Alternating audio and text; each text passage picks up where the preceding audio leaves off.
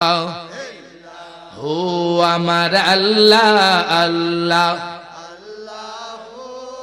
লা ইলাহা আমার নবীর নূর ধারাবাহিকভাবে আসতে আসতে নবীর নূর মুবারক ইব্রাহিম নবীর মধ্যে আমানত রাখছে আল্লাহ। ঠিক না বেটি? ইব্রাহিম নবীর থেকে আমার নবীর নূর ইসমাইল নবীর মধ্যে আমার আল্লাহ আমানত রাখছে। এখন আল্লাহ আমার নবীরে আনবে, ইসমাইল নবীর মধ্যে আমার নবীর নূর। ইব্রাহিম ইসমাইল নবী যদি কুরবানি হয়ে যা, জবাই হয়ে যা, তাইলে আমার নবী জগতের মধ্যে কেমনে আইব? হাকিকত ইসমাইল নবী যদি জবাই হয়ে যা, যদি শাহাদাত বরণ করে, তাইলে আমার নবী কেমনে আইব? এখন আল্লাহ কয় ইব্রাহিম ইসমাইলরে কুরবানি দাও। এখন ইব্রাহিম নবী ইসমাইল নবীরে কুরবানি দেওয়ার জন্য পরিপূর্ণ প্রস্তুত সোয়াইলেছে, একবারে চুরিদার কইরা রেডি কইরা নিছে। আল্লাহ রাব্বুল আলামিন তো এখন আল্লাহ কয় এখন আমি কোন দিকে কি করব? কুরবানিও দরকার, ইসমাইলরে বাঁচাইবারও, ইসমাইলরে বাঁচাইতে হইব, আবার কুরবানি দেওয়া লাগবো। কেমনে সম্ভব? কিভাবে সম্ভব? ওই মুহূর্তে ইব্রাহিম ঘটনাটা কি? ইব্রাহিম নবী ছুরি চালাইলো, জবাই হয়ে গেল, চক্ষু খুইলা দেখে দুম্বা জবাই হয়ে গেছে। ইসমাইল নবী পাশে পড়ে আছে, দুম্বা জবাই হয়ে গেছে। আল্লাহ রাব্বুল আলামিন কুরআনুল কারীমে এটারে বলতেছেন, ওয়া ফাদাইনাহু বিযিবহিন আযীম।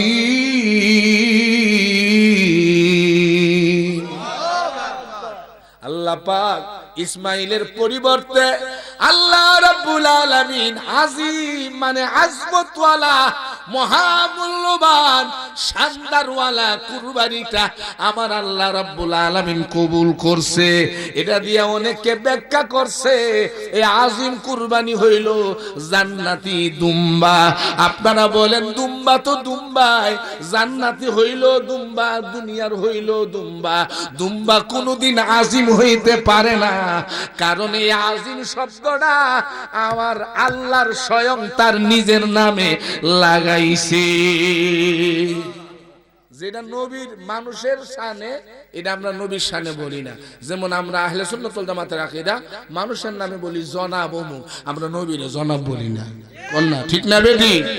তাইলে আল্লাহর শানে নবী না, স্বয়ং আল্লাহ, আল্লাহর নামে যেটা কোরআনে আল্লাহ নিজে লাগাইছে, এটা কি একটা দুম্বার বেলায় এটা হইতে পারে? আল্লাহর বেলায় কি বলছে? আযীম। আয়াতুল কুরসির মধ্যে আছে ওয়া হুয়াল আলিয়্যুল আযীম। বলেন ওয়া হুয়াল আলিয়্যুল, আল্লাহ হইল আযীম। আপনারা বুঝতেছেন না আমার ওয়াজটা? আল্লাহ নিজে আযীম, আমার নবীরেও আমার আল্লাহ আযীম বলছে। আমার নবীর আখলাক হইল আযীম। ওয়া ইন্নাকা লাআলা খুলুকিন আযীম। আমার নবীও আযীম, আল্লাহ আযীম।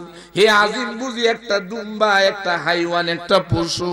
না না না, আমার আল্লাহ কারে আযীম বলছে? এই কুরবানির পরিবর্তে মানে ইসমাইলের পরিবর্তে আযীম কুরবানি আমার আল্লাহ কবুল করছে। এটার মানে হইল আল্লাহ পাক আযীম, তিনি জান্নাত বানাইছে। আল্লাহ আযীম, ওই জান্নাতের মালিকানা আমার নবীরে আমার আল্লাহ দিছে, তিনিও আযীম। সুবহানাল্লাহ বলেন না? আর ওই জান্নাতের সরদার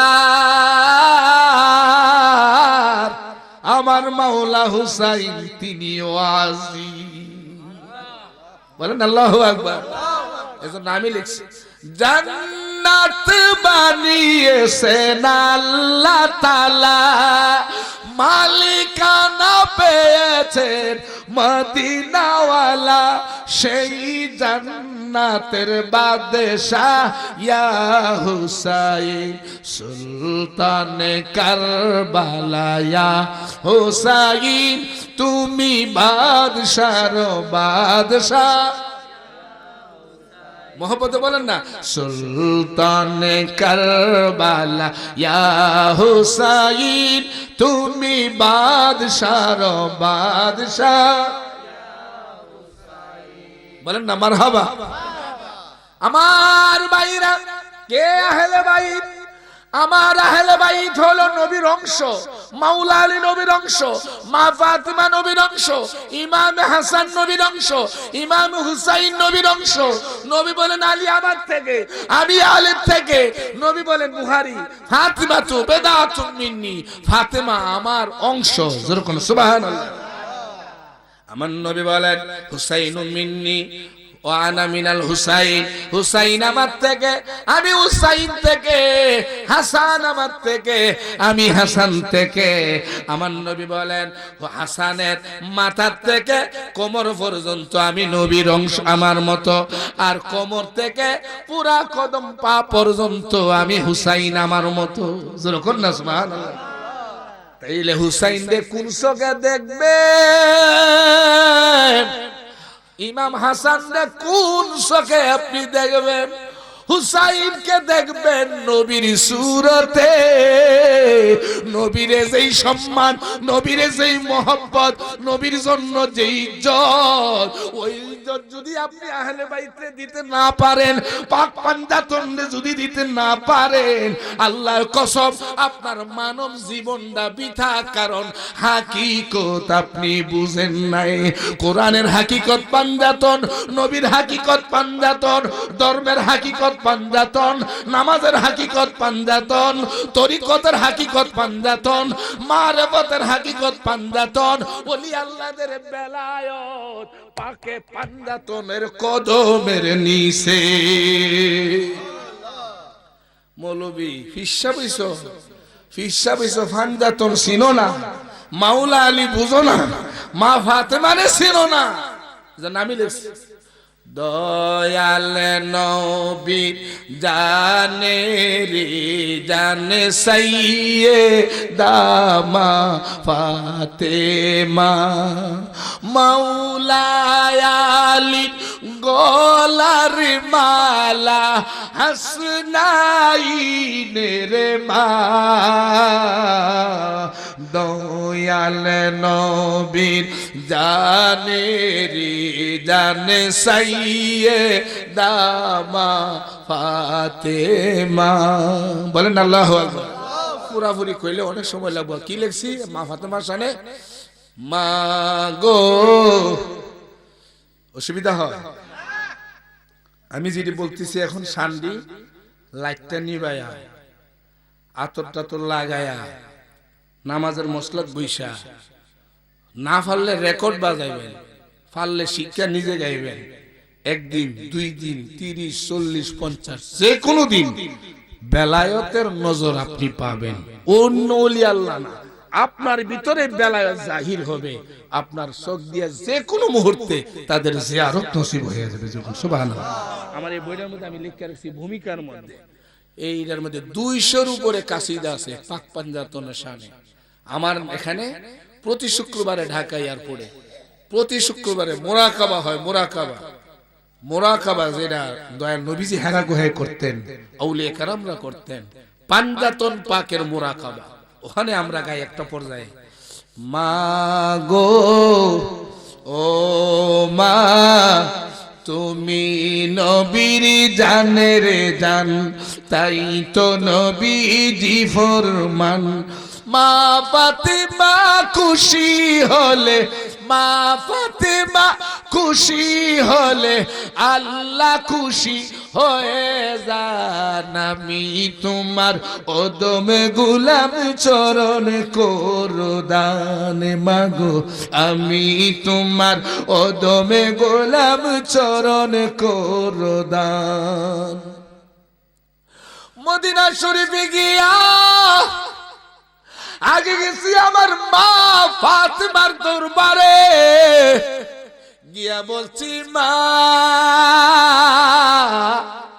আমি আসছি তোমার দরবারে, আমি তোমার আব্বার কাছে এখনো যাই নাই, আমি আমার নবীর কাছে যাই নাই। আগে আগে আসছি আপনার কদমের কাছে কেন মাগো, আপনার কাছে আসছি, আপনি একটু সুপারিশ কইরা দেন, আপনার আব্বার একটু কইয়া দেন আমি ফাতেমার একটা গোলাম আইছে,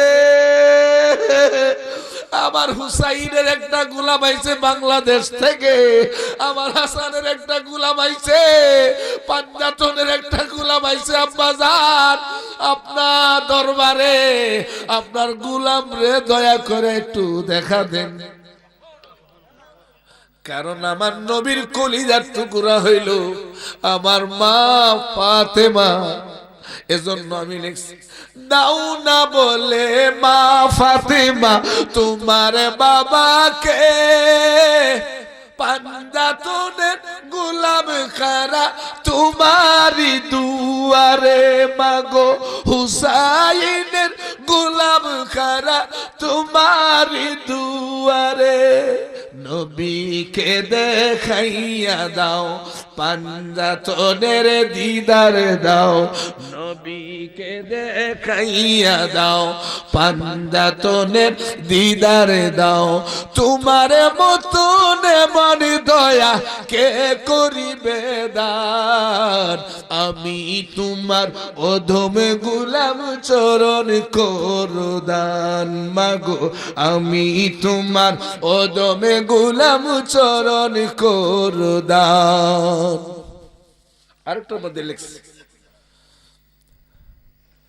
নবীজির সুরাত নবীজির সিরাত নবীজির নকশা মা ফাতেমা, যাহার তুলনা জগতে হয় না, যাহার তুলনা জগতে হয় না, তিনি আমার মা ফাতেমা, নবীজির সুরাত নবীজির সিরাত নবীজির নকশা মা ফাতেমা। নবীর সুরাত মানে দেখতে মা ফাতেমারে হুবহু আমার নবীর মতো লাগতো।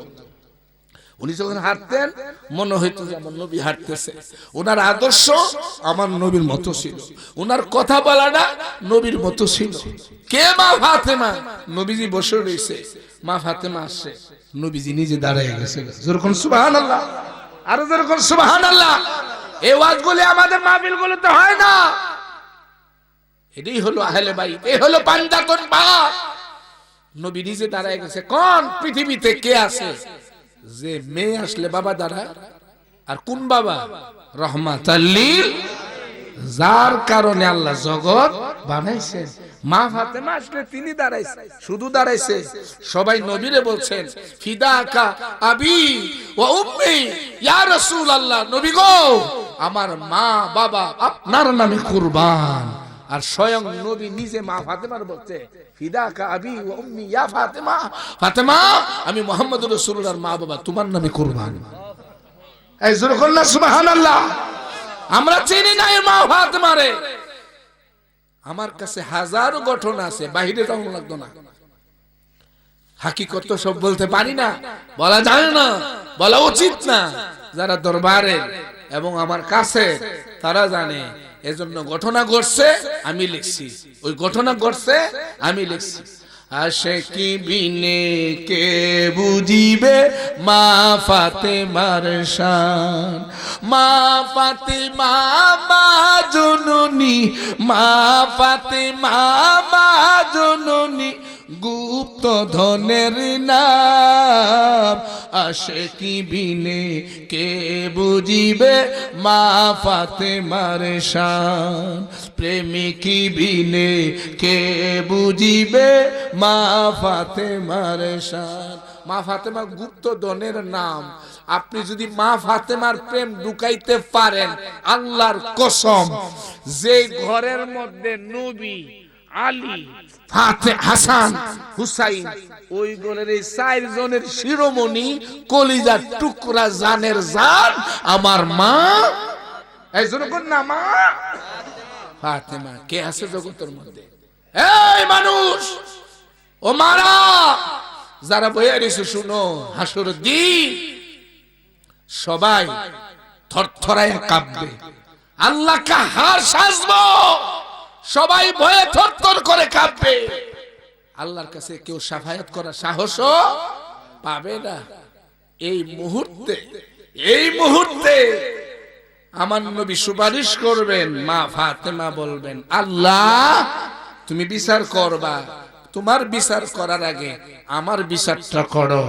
আমার হুসাইনকে কেন কারবালাতে এই নির্মম ভাবে শহীদ করা হলো, হাসানকে কেন জহর দিয়া বিষ-পান করায়া শহীদ করা হলো, আমার 12 ইমাম, আমার প্রত্যেক ইমাম আহলে বাইতের প্রত্যেকে এইভাবে শহীদ করলো, এর বিচারটা তুমি করো। আমার মা ফাতেমা দাঁড়ায়া যাইব, খোদার আরশ কাঁপতে থাকবে, আল্লাহ রাব্বুল আলামিন বলবে, হাবিব ফাতেমারে থামান। ফাতেমাকে বলে, আমি আজকে বিচার করব, উপযুক্ত বিচার। আমার মা ফাতেমা বলবে, আল্লাহ আর কোন বিচার চাই না, একটাই চাই, ওই রক্তের বিনিময়ে আমার আম্মার গুনাহগার উম্মতগুলো মাফ কইরা দাও। তিনি হলেন জগৎ জননী মা ফাতেমা। আমি কার সাইরা কার ওয়াজ করব? তিনি হলেন মা ফাতেমা, তিনি হলেন, এই হলো আহলে বাইত। তারা ইচ্ছা করে কারবালাতে শহীদ হইছে আমাদেরকে তরাইবার জন্য। জানেন ইচ্ছা করে যে হইছে কেমনে? কারবালাতে শহীদ হইতেছে, এই অবস্থায় ভাতিজা ইমাম হাসান আলাইহিস সালামের সাহেবজাদা মাওলা হুসাইনের ভাতিজা, উনি আইসা কচ্ছু কি দরকার, একটা নওজোয়ান ছেলে, হে কইব চাচা আপনি তো আইন আমার বিপদে ফেলাইলেন, আমি যাই গিয়া, এইটা তো করার কথা না, কইরা কয় চাচু আপনি শহীদ হওয়ার আগে আমারে বিদায় দেন, আমি গিয়া ওদের সাথে লড়াই করে আপনার আগে শহীদ হই। মাওলা কো বাবা, বাবা যাইও না, তোমারে আমি কেমনে ওদের মধ্যে চাইরা দেই, তুমি যাইও না। কো না চাচ্চু আপনি জানেন না, আমার আব্বা ইমাম হাসান শাহাদাতের আগে আমার একটা চিনি দিয়া গেছে, একটা পুটলা দিয়া গেছে, বলছে বাবা যেদিন বিপদে পড়বা, খাবার বন্ধ হবে, পানি বন্ধ হবে, যেদিন আমার হুসাইন দেওয়ারা শহীদ করতে পাগল হয়ে যাবে, বাবা আমি তোর বাবা হাসান বলছি, আমি বাবা তোরে ওসিয়ত করে গেলাম, আমার ভাই, আমার কলিজার টুকরা, আমার জানের জান, আমার হুসাইনের জন্য বাবা তোর জীবনটা তুই আমার পক্ষ থেকে কুরবান করে দিও। আমার পক্ষ থেকে আমি থাকলে আমার ভাইয়ের জন্য আমার জীবনটা আমি উৎসর্গ করতাম, তুমি সেদিন আমার পক্ষ থেকে কুরবানি দিও। ওনার বোন আইছে বাইকনাদেরকে নিয়ে, ছোট ছোট ছেলে নিয়ে, কো ভাই আমি কি করব, আমি তো একটা মহিলা মানুষ, হযরতে জয়নব, আমি কি করব, আমার 2টা টুকরা আমি তিলে তিলে বড় করছি পাইলা, ভাই আমার 2টা ছেলের আমি কুরবান করে দিলাম, আপনি বিদায় দেন, বিদায় দেন।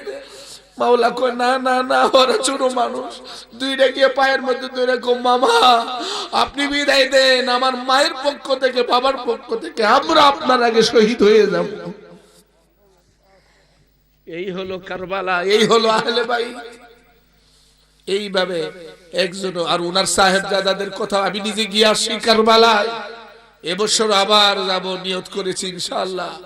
কারবালায় গেছি, গিয়া সেটা আমি খুঁজতেছি যে অনেকের পাইলাম মাওলা হুসাইন আলাইহিস সালামের রওজা মুবারক জিয়ারত করতেছি, কিন্তু হযরতে ইমাম আলী আসগর দুধের শিশু ইমাম আলী আসগরের মাজার শরীফ কোথায় খুঁজতেছি। একজন আমারে দেখায়, ওই যে দেখেন তো ইমাম হুসাইন আলাইহিস সালামের মাজার শরীফটা মাথার দিক দিয়ে একটু বাড়তি অংশ আছে। আমি বললাম হ, কো এটাই ইমাম আলী আসগরের, যেখানে হুসাইন সেখানে ইমাম আলী আসগর, কারণ আলী আসগরের বুকের মধ্যে লইয়াই মাওলা কারবালাতে শাহাদাত বরণ করছে। সেই আহলে বাইত, তাদের জন্য জীবন উৎসর্গ করতে হবে, তাদের কাছেই বেলায়, তাদের কাছেই মারিফত। একটু আগে আপনারা শুনছেন, আমার আগে যে বক্তা ওয়াজ করলেন মাওলানা সাহেব, উনি নামাজের কথা বলতেছিলেন, মেরাজে আমার নবী গেলেন, কিন্তু নামাজের হাকিকতটা যে পাক পাঞ্জাতন দেখেন, 50 ওয়াক্ত আল্লাহ দিলেন, ঠিক না? উনি আসলেন, নবীজি মুসা নবী বললেন, আবার গেলেন। কয় ওয়াক্ত কমাইছিল আল্লাহ? 5 ওয়াক্ত। এরপরে আবার আইছে, আবার গেছে, আবার কয় ওয়াক্ত কমাইছে? 5। এইভাবে কয়বার গেছেন? 9 বার। 9 বারই কতবার কত করে কমাইছে? কে 10 বার কমাইতে পারলো না? 20 বার পারলো না? 45 বার আল্লাহ একবারে কমাইতে পারলো না? খালি 5 5 5 5 5 5 করতে করতে লাস্টে গিয়া সমান সমান কত? কন্যা সমান সমান কত রয়ে গেছে? কত? এরপরে আবার কইছে আরো কমাও। আল্লাহ কয় না, এখানেই খেলা, এখানেই লীলা। আমার নবী কিটা জানে না? জানে না। এখানেই পাক পাঞ্জাতন। নামাজ দাও পাক পাঞ্জাতনের খেলা। আমি এই ব্যাখ্যা দিতাম গেলে নামাজটা ভাঙ্গা ভাঙ্গা আপনাদের সামনে শুধু পাক পাঞ্জাতন যে নামাজের রহস্য আমি ইনশাআল্লাহ বলতে পারবো। সূরা ফাতিহা পাক পাঞ্জাতনের রহস্য আমি বলতে পারবো। এজন্য ইনশাআল্লাহ আমার যদি 3 ঘন্টা করে দেন যে একজন একজনের নামে ওয়াজ করেন, শুধু মাওলা আলী বেলায়েতের সম্রাট, শুধু মা ফাতেমা। আহা, মা ফাতেমার কথা বললে কলিজা ফেটে যায়। খোদার রহস্য, মারিফতের সাগর মা ফাতেমা। ইমাম হাসানের ওয়াজ করেন, ইমাম হুসাইনের ওয়াজ করেন, শেষ হবে না। পাক পাঞ্জাতনের শান বলে বাবা সারা জগৎ একদিকে পড়ে থাকুক, আপনি পাক পাঞ্জাতনের ধরে রাখেন, বিশ্বাস করেন আপনি দুনিয়াও লাভবান হইবেন, পরকালও লাভবান হইবেন। নবীজি বলছেন প্রত্যেকটা মানুষের আজরাইল জান কবজ করতে আসবে।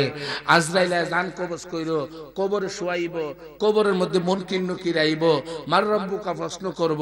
আর যে আহলে বাইতের প্রেমিক, আলা ওমান মাতা আলা হুব্বে আলে মুহাম্মাদিন, যে আহলে বাইতের মহব্বতে যার মৃত্যু হবে, তার মৃত্যুর সময় আজরাইল সালাম দিব, মুনকির নকির অগ্রিম আইব, আয়া কইব যে আমার ডিউটি আরো পরে কবরে, কিন্তু আজরাইল আসছে, আমরাও আইছি।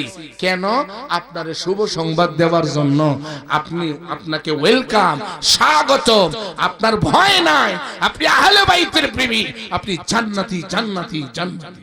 যেরকম সুবহানাল্লাহ। এই দুনিয়াতে কার জন্য সম্পদ বাড়িঘর? আপনি সম্পদ দিয়া গেছেন, আরে থাকতে তো দেখতেছি মারে বাদ দে না, বাবারে বাদ দে না, সব সম্পত্তি ছেলেরে মৃত্যুর আগে বয়স হয়ে গেছে ভাগ বাটোয়ারা করে লিখে দিয়ে দিছে, আছে না? যখনই দিয়া দিছে এরপরে থেকে আর মা বাবারে খাওয়ান দেয় না, আসেনি? তা আপনি তো দেখতেছেন দেয় না। আর মরে গেলে আপনার কবর তো জিয়ারত করতেই না। আমার নবী কো দরকার নাই, প্রেম করো আমার আহলে বাইতের সাথে, গোলামি করো আহলে বাইতের।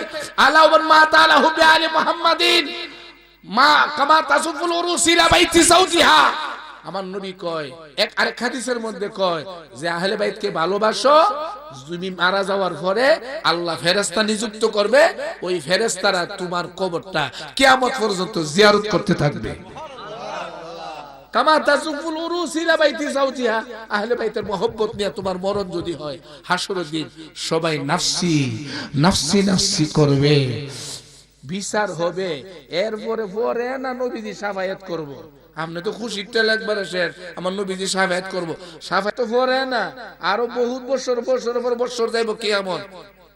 ওই সময় কি করবেন? আমার নবী কয় সবাই নাফসি নাফসি করব, হিসাব দিতে থাকবো 50,000 বছর। এই জগতের হিসাব না, ওই জগতের হিসাব। 50,000 বছর কাটবো। মানুষের বাবা চিনতো না ছেলেরে, মা চিনতো না মেয়েরে, মেয়ে চিনতো না মারে। আমার আহলে বাইতের গোলাম যারা, পাঞ্জাতনে পাকের গোলাম যারা, এই নোট করে তাফসীর রুহুল বায়ান, তাফসীরে কবিরের মধ্যে আসছে কি নবী কয় কামা তাজুবুল উরুসিলা বাইতি সাউজিহা, হাসরের দিন ওই পাঞ্জাতনে পাকের গোলামদেরকে অন্যরা নাফসি নাফসি করবে, আর পাঞ্জাতনে পাকের গোলামদের জন্য আল্লাহ বলবে ফেরেশতারে দস্তরখানা বিছা। ফেরেশতারে কইবে আল্লাহ দস্তরখানা দিয়া কি হবে? কম মেহমানদারি করব।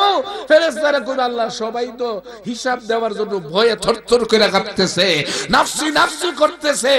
আল্লাহ কই এই অবস্থায় কিছু স্পেশাল ভিআইপি মেহমান আছে, তাদের মেহমানদারি করব। ফেরেশতারা বলবে আল্লাহ এরা কারা?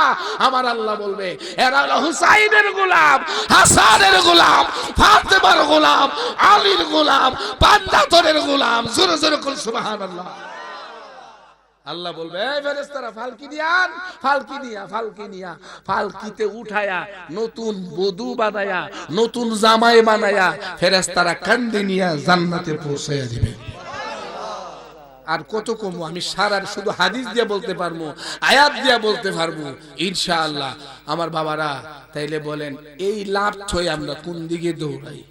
তাইলে আমাদের ওয়াজে, জিকিরে, ফিকিরে, গজলে, ঠিক না বেঠি, খানকাতে, মসজিদে, মাহফিলে সব জায়গায় তাদের স্মরণ, তাদের মহব্বত, তাদের মারেফত থাকা উচিত। বলেন ঠিক না বেঠি? মাওলা আলীর জন্ম কবে কইতারি না, শাহাদাত কবে কইতারি না, অথচ আমি তরিকার ফির, আমি একজন মুরিদ, আমি বলতে পারি না আমার বেলায়েতের সম্রাটের কথা বলতে পারি না? তিনি বেলায়েতের সম্রাট, বাদশাহ। ওই যে আপনারা শুনছেন হযরতে ইউসুফ আলাইহিস সালাম, ইউসুফ আলাইহিস সালাম উনার জন্য ইয়াকুব নবী কাঁদতে কাঁদতে কি হইছিল? সকন্দ হইছিল, কন্যা কি হইছিল? অন্ধ হইছে। পরবর্তীতে ইউসুফ নবীর জুব্বা যখন ইয়াকুব নবী চোখে লাগাইছে কি হইল? চোখ। ইয়াকুব নবীও নবী, ইউসুফ নবীও নবী। আমার ওয়াজটা শেষ করি এখানে। তাইলে উনার জুব্বা লাগাইলে উনার অন্ধ চোখ ভালো কেন? তাও ফুল আর ছেলে, বাবাও তো নবী, ছেলেও।